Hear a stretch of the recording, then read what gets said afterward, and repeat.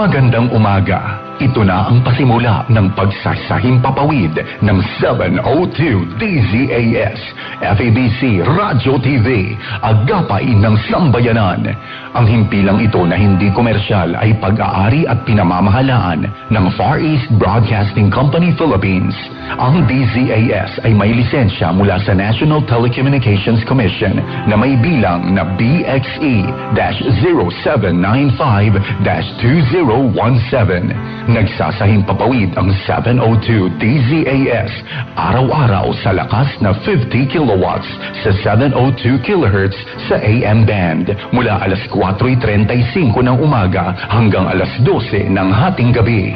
Ang mga studio nito ay nasa One Corporate Center, 46th floor, Doña Julia Vargas Avenue, corner Meralco Avenue, Ortigas, Pasig City. At ang transmitter naman ay nasa Bukawe, Bulacan. Ang 702 DZAS ay nasa ilalim ng pangangalagang teknikal ng mga FEBC personnel na lisensyado ng National Telecommunications Commission at ng Professional Regulation Commission. Electronics and Communications Engineer Joaquin Aliga Jr., ECE number 0011597. At First Class Radio Operators Elizalde Aramay, NTC number 17-1PNCR-268486.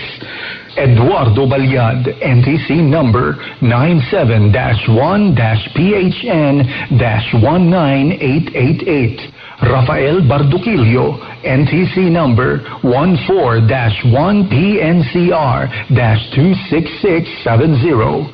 George Cristobal, NTC number 16-1-PNCR-26841. Raimundo Cristobal, NTC number 01-PHN-23193.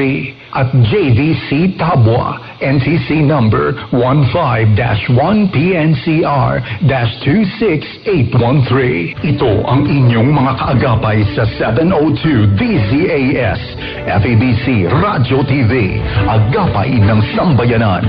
Magandang umaga po.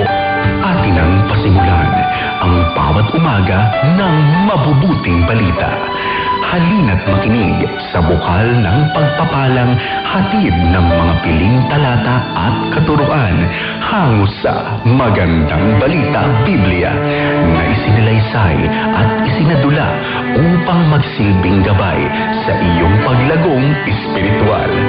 Ang mga talatang ito'y tinipon ayon sa Daily Bible Reading Guide na inilimbag ng Philippine Bible Society. Sundan at subaybayan araw-araw upang makumpleto ang pagninilay sa salita ng Diyos sa loob ng isang taon.